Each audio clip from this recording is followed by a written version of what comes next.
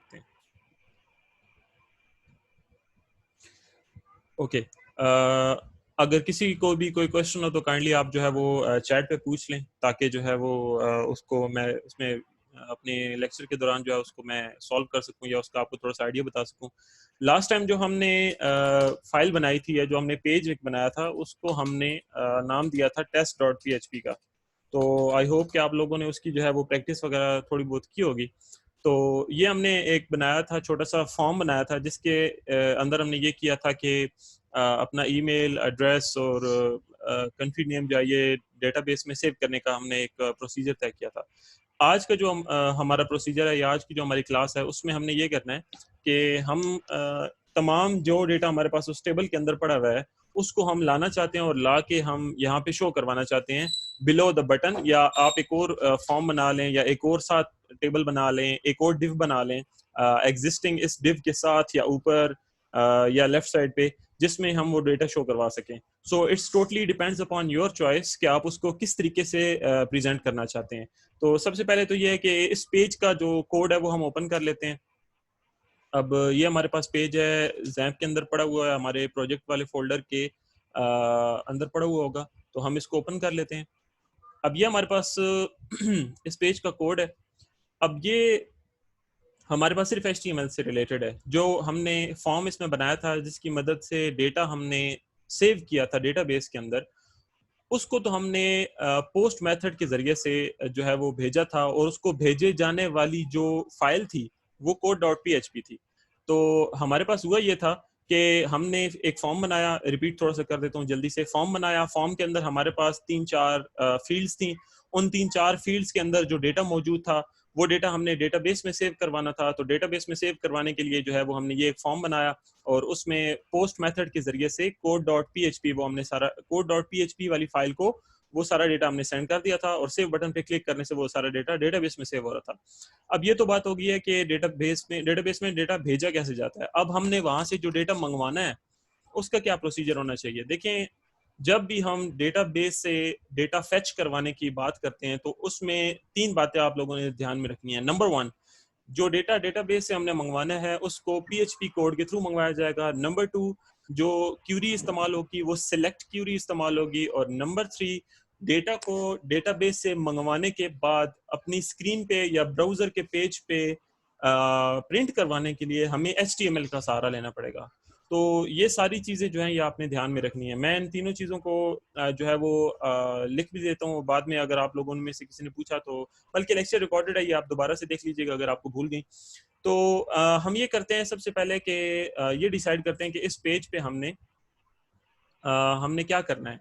यानी कि जब हम डेटाबेस से डेटा मंगवाना चाह रहे हैं तो डेटाबेस से डेटा मंगवा के हमने इस पेज पे कहाँ पे शो करवाना है। क्योंकि हमारे पास ये फॉर्म जो है ये तो सिर्फ इसलिए इस्तेमाल होता है कि हम जो डेटाबेस में डेटा है वो भिजवा सकें। जब हमने डेटाबेस से डेटा मंगवाना है तो मंगवाने के लिए हमें अलग से कोई जगह बनानी पड़ेगी, अलग से डिव बनाना पड़ेगा, अलग से कोई फॉर्म बनाना पड़ेगा या इस तरह की कोई चीज़ कि जिसके अंदर हम डेटाबेस से लाया हुआ डेटा शो करवा सकें। जो भी टेक्निक आप यूज करेंगे डिपेंड्स अपॉन योर चॉइस और योर टेस्ट। यहाँ पे हमारे पास 2 अभी फिलहाल जो है वो ऑप्शंस हैं। नंबर 1 ऑप्शन ये है कि यहाँ पे सेव बटन के नीचे ही इसी डिव को थोड़ा सा एक्सटेंड कर लें हाइट में, और इसी के नीचे जो है वो एक टेबल बना के और उसमें हम डेटा शो करवा दें। दूसरा ऑप्शन ये है कि हम एक और डिव बनाएं और उस डिव में सेपरेटली डेटा जो है उसको शो करवाएं। तो अभी जो हम ये काम करते हैं कि एक नया डिव बनाते हैं और उसके अंदर हम जो है वो डेटा को सेपरेटली शो करवाएंगे। ये बात याद रखिएगा कि डेटा जो डेटाबेस से हम ला रहे हैं उसको इस पेज पे प्रिंट करवाने या शो करवाने का जो तरीकाकार है वो बेसिकली 2 हैं। पहला तो ये है कि आप किसी भी पेज के लोड होने वाले फंक्शन पे सारे डेटा को मंगवा के शो करवा दो। दूसरा तरीका यह है कि आप कोई बटन रख लो कि जब आप उसको प्रेस करें तो डेटाबेस से डेटा आके आपकी स्क्रीन पे शो हो जाए। अभी हम जो है सबसे पहला वाला मेथड यूज करेंगे, यानी कि जैसे ये पेज लोड होगा तो हमारे डेटाबेस में जितना भी डेटा पड़ा हुआ है वो हमें शो हो जाए। तो उसके लिए हम क्या करते हैं, पहले तो एक और हम डिव बनाएंगे। देखें, जो ऑलरेडी डिव हमारे पास बना हुआ है वो ये वाला डिव है जिसको हमने इनलाइन CSS की मदद से डिजाइन किया था। ये यहाँ पे डिव खत्म हो रहा है। इसको थोड़ा सा मैं लेफ्ट साइड पे मूव कर लेता हूँ क्योंकि अभी ये बिल्कुल सेंटर ऑफ द पेज पे है।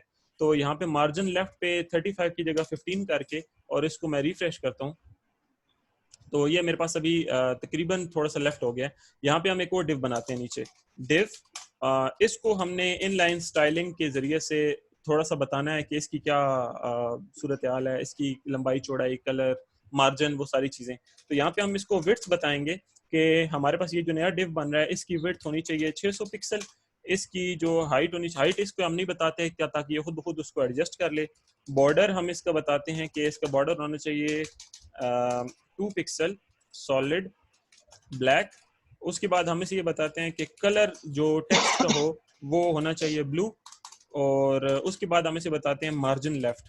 मार्जिन लेफ्ट हम उसे बताएंगे कि तकरीबन 25% इसका मार्जिन लेफ्ट हो, और मार्जिन टॉप हम इसे उतना ही बताएंगे जितना दूसरे डिव का है, ताकि दोनों एक बराबर पोजीशन पे आ जाएं। यानी कि 20% हम इसे मार्जिन टॉप बता देते हैं, यानी ऊपर से कितना मार्जिन जो है वो इसका बकाया हो। इसके बाद हमने इस डिव को क्लोज किया। अब इस डिव के अंदर हमने जो है वो सारा अपना डेटाबेस से डेटा मंगवा के शो करना है। पहली बात यह है कि यहाँ पे आपको मैं बता चुका हूँ, जब भी हमने डेटाबेस से डेटा मंगवाना होता है तो 3 चीज़ों का ध्यान रखिएगा। नंबर 1, PHP का कोड इस्तेमाल होगा डेटाबेस से कनेक्ट करके डेटा मंगवाने के लिए। नंबर 2, जो क्यूरी हम लगाएंगे SQL की, वो सिलेक्ट क्यूरी होगी। और नंबर 3, वो जो डेटा हम ला चुके होंगे उसको अगर आपने पेज पे प्रिंट करना है, यानी ब्राउजर में उसको शो करवाना है, तो उसके लिए आपको HTML के टैग्स का सहारा लेना पड़ेगा, यानी कि उनको कॉम्बिनेशन के साथ चलाना है विद PHP। तो यहाँ पे हम वो काम करेंगे। सबसे पहले तो हम ये करेंगे कि यहाँ पे PHP का एक टैग लगाएंगे, और उसके बाद PHP का क्लोजिंग टैग लगाएंगे। अब यहाँ पे PHP की लैंग्वेज हम यहाँ पे यूज कर सकते हैं। तो सबसे पहले तो ये करेंगे कि हम यहाँ पे इंक्लूड के जरिए से डेटाबेस वाली फाइल इंक्लूड करेंगे। आपको याद होगा जब मैंने code.php की फाइल बनाई थी, जिसमें हम अपने फॉर्म के जरिए से आने वाले डेटा को सेव करवाना चाह रहे थे, तब आपको मैंने बताया था कि हम डेटाबेस के साथ जो कनेक्शन वाली फाइल है उसको बजाय दोबारा लिखने के हर पेज पे या जिधर जिधर हमें जरूरत होती है उस जगह पे हम इसको इंक्लूड करवा लेते हैं। इट्स लाइक रीयूजिंग पॉलिसी, ताकि आपके पास जो कोड पहले से लिखा हुआ है आप उसको रीयूज कर सकें। तो यहाँ पे हमने इंक्लूड किया, इंक्लूड वाली कमांड लगाई। इंक्लूड हमेशा सिंगल ब्रैकेट्स या सादी ब्रैकेट्स में सिंगल कोटेशंस के अंदर फाइल का नाम हमसे लेता है। फाइल का नाम है db.php। दोबारा याद दहानी करवा दूं, जो फाइल है अगर वो किसी और फोल्डर के अंदर पड़ी है तो फिर तो आपको पूरा पाथ देना होगा। अगर तो जो डेटाबेस के कनेक्शन वाली फाइल है वो सेम फोल्डर में है, सेम फोल्डर से मतलब जिस फोल्डर में आपका ये पेज है जिस पे हम कोडिंग कर रहे हैं और जो db.php वाला फोल्डर है अगर वो सेम है, तो फिर आप डायरेक्टली सिर्फ नाम लिखें तो वो इंक्लूड हो जाएगी। अब हमने इंक्लूड के जरिए से डेटाबेस कनेक्शन वाली फाइल इंक्लूड करवा लिया है। द नेक्स्ट प्रोसीजर इज कि हम यहाँ पे क्यूरी लगाएंगे, mysql अंडरस्कोर क्यूरी, और यहाँ पे डबल कोटेशन। हमेशा याद रखिए क्यूरी के बाद जो सिंपल ब्रैकेट्स होती हैं उनके अंदर जो भी क्यूरी लिखी जाती है वो डबल कोटेशंस में होती है। तो यहाँ पे हम लिखेंगे सिलेक्ट ऑल फ्रॉम, आगे हमने टेबल का नाम देना है। तो टेबल का नाम हम देख लेते हैं कि हमारे जो टेस्ट वाला टेबल था जो हमने बनाया हुआ है उसका नाम क्या है। तो यहाँ पे मैंने ये टेस्ट वाला डेटाबेस है, इसके अंदर मेरे पास 2 टेबल हैं, डमी और टेबल 1। तो मैं डमी वाले में से फिलहाल डेटा मंगवाना चाह रहा हूँ। तो मैं यहाँ पे लिखूंगा सिलेक्ट ऑल फ्रॉम डमी, और उसके बाद मैंने यहाँ पे लिख दिया और डाई। इसका भी मैं मकसद बता चुका हूँ कि ये और डाई हम क्यों लिखते हैं, कि ताकि हमें अगर क्यूरी चलने के दौरान किसी किस्म के एरर का सामना है तो हम उसको बजाय इसके के क्रैश करने के उसको शो करवा दें स्क्रीन पे कि क्यूरी नहीं चली और ये एरर आ गया। अब देखें क्यूरी हमने चला लिया, डेटा हमारे पास आ गया, लेकिन उस डेटा को आगे से हमने कहीं पे स्टोर करना है। हम इस तरह से नहीं कर सकते कि डेटा मंगवा लें और दैट्स इट। जब भी हमारे पास कोई डेटा आएगा, यानी डेटाबेस से हमने डेटा मंगवाया है, तो आगे से हमने उसको किसी न किसी वेरिएबल में स्टोर करना है। तो देखें वेरिएबल का नाम हम कोई भी रख सकते हैं। PHP के अंदर वेरिएबल बनाना इंतहाई आसान है, $साइन और अपनी मर्जी का नाम। तो हम यहाँ पे रिजल्ट लिख देते हैं, यानी कि जब ये वाली क्यूरी हमारी चलेगी तो चलने के बाद इसका जितना जवाब है, जितना रिप्लाई है, वो रिप्लाई हमारे पास इस वेरिएबल के अंदर सेव हो जाएगा। अब हमारे पास जो भी डेटा पड़ा हुआ है डमी वाले टेबल के अंदर, अब डमी हमारे पास है उसके अंदर ये फिलहाल एक ही हमारे पास लाइन शो हो रही है। तो ये सारा डेटा उसके अंदर इसी तरह से इसी तरतीब से आके सेव होगा। यानी सबसे पहले लिखा होगा 1, फिर लिखा होगा ali@gmail.com, फिर लिखा होगा पाकिस्तान और फिर लिखा होगा पाकिस्तान। अब प्रॉब्लम ये है कि वो जो सारा डेटा इस डॉलर रिजल्ट में आ गया है वो तो इकट्ठा आया है, हमें वो कॉलम वाइज चाहिए। यानी मैं चाहता हूं कि मुझे अगर सिर्फ ईमेल चाहिए तो मैं सिर्फ ईमेल अलग कर लूं, सिर्फ एड्रेस चाहिए तो एड्रेस उसमें से निकाल लूं, जबकि जो हमारे पास डेटा अभी आया वो इकट्ठा इस फॉर्म में आएगा। यानी अगर इसको जैसे मैं कॉपी करता हूं ना और इसको अगर मैं यहाँ पे पेस्ट कर दूं तो ये देखें इस तरह से मेरे पास डेटा आ गया। तो ये डेटा तो मेरे लिए करामत नहीं है। इसको मैं इस तरह से अगर स्क्रीन पे प्रिंट करवा दूं तो नहीं पता चलेगा कि ये क्या चीज़ है। ali@gmail.com ये यूजर नेम था, ईमेल है, या पाकिस्तान जो है यहाँ पे इसका ये रेजिडेंशियल एड्रेस है, कंट्री नेम है, क्या चीज़ है, तो ये नहीं समझ आएगी। तो हम क्या करते हैं कि जो जवाब हमारे पास यहाँ पे बल्क में पड़ा हुआ है, बल्क से मुराद है इकट्ठा होकर पड़ा हुआ है, तो उसको हम सबसे पहले तो ये है कि अलग अलग करेंगे। तो उसका क्या तरीकाकार है, हम यहाँ पे एक लगाएंगे एक कमांड लगाएंगे mysql fetch array।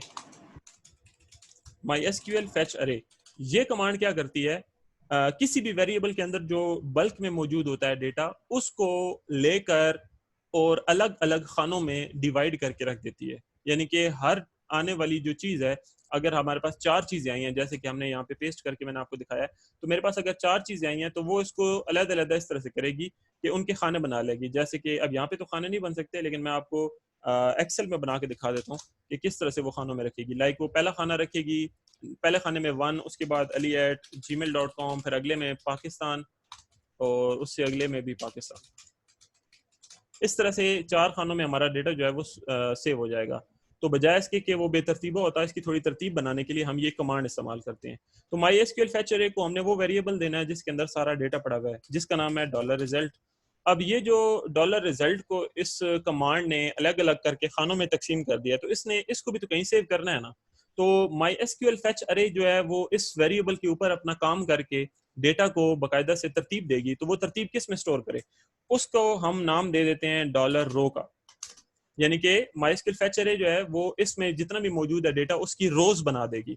जिस तरह से मैंने अभी आपको इस डेटा की ये रो बना के दिखाई है, तो इस तरह से mysql fetch array ने सारे डेटा की रोज बना लेनी है। अभी तो इसमें एक यूजर है, अगर 100 यूजर भी होते तो 100 यूजर्स की अलग अलग यहाँ पे रो बन जाती। अब रो बन गई है, अब जितना भी डेटा हमारे पास है वो इसमें मौजूद है $रो के अंदर। ठीक है जी, अब हमने उसको प्रिंट करवाना है। तो प्रिंट करवाने का तरीका ये है कि हम यहाँ पे वाइल लूप लगाते हैं। You all studied the while loop. While loop हम तब इस्तेमाल करते हैं जब हम नहीं पता होता हमें कि हमने कितनी मरतबा लूप चलाना है, और हम ये चाह रहे होते हैं कि जब तक आखिरी डेटा भी प्रिंट ना हो जाए तब तक लूप चलता रहे। तो वाइल लूप हम लगाएंगे, और वाइल में हम यहाँ पे लिखेंगे वाइल $रो। जब तक $रो में मौजूद है डेटा, एक तो या तो हम यूं लगा सकते हैं, और दूसरा तरीका यह है कि बजाय ये काम करने के आप ये करें कि यहाँ पे मौजूद ये पूरी जो लाइन है इसको उठा के आप यहाँ पे इसमें लिख दें। अब उसका क्या होगा कि वाइल लूप हमेशा जब भी चलेगा तो $result में मौजूद जो अगला डेटा है, यानी कि अगली रो है, उसको लाके इसमें स्टोर कर देगा। तो फॉर एग्जांपल अगर हमारे पास टेबल के अंदर 100 यूजर्स का डेटा होता, तो पहली दफा जब लूप चलेगा तो mysql fetch array की मदद से इस वेरिएबल के अंदर जो पहले यूजर का डेटा है सिर्फ वो इसके अंदर स्टोर होगा। फिर उसको हम आगे जो भी यूटिलाइज करना है, यूटिलाइज करने के बाद जब लूप दोबारा से चलेगा तो अगले यूजर का डेटा इसमें से फेच होकर इसमें आ जाएगा। तो इस तरह से जितनी दफा भी हमारे पास यूजर्स का डेटा प्रिंट होना है उतनी मरतबा ही वाइल लूप हमारे पास चलेगा। तो हमने ये लाइन में आपको दोबारा से समझा देता हूँ कि ये हमने यहाँ पे क्या किया है। देखिए मैं इसको कह रहा हूँ वाइल जब तक $result में मौजूद है डेटा, उसको क्या करो, फेच करके उसकी अरे बनाओ, यानी उसकी रोज बनाओ, और उसको स्टोर करते रहो $रो के अंदर। तो जब तक $result में डेटा मौजूद है, यानी खत्म नहीं हुआ, जब तक उसमें डेटा खत्म नहीं होगा तब तक ये वाले काम होते रहेंगे। अब अगर 100 यूजर्स का डेटा है तो 100 दफा ये चलेगा, 10 यूजर्स का डेटा है तो 10 दफा ये लूप चलेगा। तो पहली बार जब ये लूप चलेगा तो पहले यूजर का जो डेटा इसमें पड़ा हुआ था उसको ये फेच करने के बाद $रो के अंदर उसकी जो डिटेल है वो सेव हो जाएगी। तो यहाँ पे हमारे पास अब ये $रो के अंदर उस यूजर की डिटेल्स तो आ गई हैं। अब हमने क्या करना है, देखिए यहाँ पे अब हम ये चाहते हैं कि उसको प्रिंट आउट कर सकें। तो प्रिंट आउट करने के लिए हम क्या करेंगे, हमारे पास दो तरीके हैं। या तो हम ये करें कि एको कमांड की मदद से, जो कि PHP की कमांड है, उसकी मदद से हम जो है वो प्रिंट करते जाएं जो कुछ भी हमने प्रिंट करना है। और दूसरा तरीका ये है कि यहाँ पे हम PHP का कोड खत्म कर दें, PHP का कोड खत्म करें और उसके बाद अपनी HTML की जबान लिखना शुरू कर दें। मैं आपको दोनों तरीके करके दिखा देता हूँ। अब देखिए सबसे पहले तो अब हमने डेटा को प्रिंट करना है। डेटा प्रिंट करने के लिए जरूरी है कि मैं उसको किसी शक्ल में किसी तरीके से प्रिंट करूं। तो मैं उसको टेबल में प्रिंट करना चाह रहा हूं। मैं चाहता हूं कि यहाँ पे वो एक अलग सा जो डिव बने उसको वो एक टेबल में प्रिंट हो। तो यहाँ पे पहले मैं इसको सेव करके इसको मैं रिफ्रेश कर लेता हूँ। ये देखिए नीचे हमारे पास ये एक वो डिव बन गया है, लेकिन ये बहुत नीचे बना है। इसको हम यहाँ पे मार्जिन टॉप जो है वो नहीं देते, 0 कर देते हैं और चेक करते हैं कि अच्छा ये इधर बन जाएगा। ओके, इसको मार्जिन टॉप आप 1% दे दें और इसको मार्जिन टॉप हम 10% दे देते हैं। तो यहाँ पे यह डेटा प्रिंट होगा और इसके अलावा इसका मार्जिन लेफ्ट भी हम 15% कर देते हैं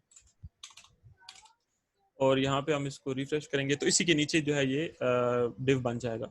अब यहाँ पे हम ये चाह रहे हैं कि एक टेबल सा प्रिंट हो जाए, तो टेबल प्रिंट करवाने के लिए हमें क्या करना पड़ेगा, एको कमांड लगाते हैं हम, एको आगे डबल कोटेशन और सेमीकोलन। अब इसके अंदर हम जो मर्जी प्रिंट करना चाहे हम कर सकते हैं, चाहे हम इसके अंदर HTML लिखें, चाहे इसके अंदर जो मर्जी लिखें। तो टेबल जो है वो टेबल टैग की मदद से बनाया जाता है। अब ये मैं HTML लिख रहा हूँ, लेकिन लिख किधर रहा हूँ, एको कमांड के अंदर। एको का काम है प्रिंट करना, चाहे जो कुछ भी है। तो एको जो है वो HTML को भी प्रिंट कर सकती है। अब जब HTML प्रिंट होगी तो जहरी बात है, HTML तो खुद लैंग्वेज है, तो वो डेफिनेटली प्रिंट होने के बजाय जो चीज उसको बोलेंगे वो प्रिंट करेगी। तो टेबल सबसे पहले हम बनाएंगे टेबल का थोड़ा सा हम स्टाइल बता देते हैं। स्टाइल इज इक्वल टू, यहाँ पे हम बताएंगे स्टाइल, हम उसे क्या बताएं जी कि, बल्कि स्टाइल फिलहाल छोड़ें, फिलहाल सादा टेबल बनाते हैं। टेबल हमने बनाया, उसके बाद हमने यहाँ पे क्या किया कि यहाँ पे हमने एक रो बनाई, टेबल की रो। उस टेबल की रो के अंदर हमने टेबल डेटा के नाम से एक खाना बनाया और उसके अंदर हमने लिखा कि यहाँ पे ये आईडी शो होगी और उसके बाद /td करके हमने टेबल का खाना बंद कर दिया। इसको हम कॉपी कर लेते हैं और कॉपी करने के बाद इसको हम 4 दफ़ा पेस्ट करेंगे क्योंकि हमारे पास 4 चीज़ें हैं जिनको हमने प्रिंट करवाना है। आईडी के बाद आ जाएगी ईमेल और ईमेल के बाद आ जाएगा एड्रेस और एड्रेस के बाद आ जाएगा कंट्री। तो ये 4 चीज़ें मैं प्रिंट करवाना चाह रहा हूँ। तो ये तो मैंने टेबल की हेडिंग बना ली, यानी कि अभी जब अगर इसको मैं जाके रिफ्रेश करता हूँ तो ये मेरे पास इस तरह से कोई चीज़ नज़र में आएगी। अब मैं चाहता हूँ कि यहाँ पे जितने भी खाने बन रहे हैं, हर खाने की एक अलग से जो है वो थोड़ी सी आप वो ये कह लें कि हर खाने की एक अलग से डिजाइनिंग हो जाए। तो यहाँ पे हर खाने को मैं जो है वो एक क्लास असाइन कर देता हूँ। क्लास असाइन करने का क्या तरीकाकार है कि यहाँ पे मैं ये करूँगा कि मैं लिखूँगा क्लास इज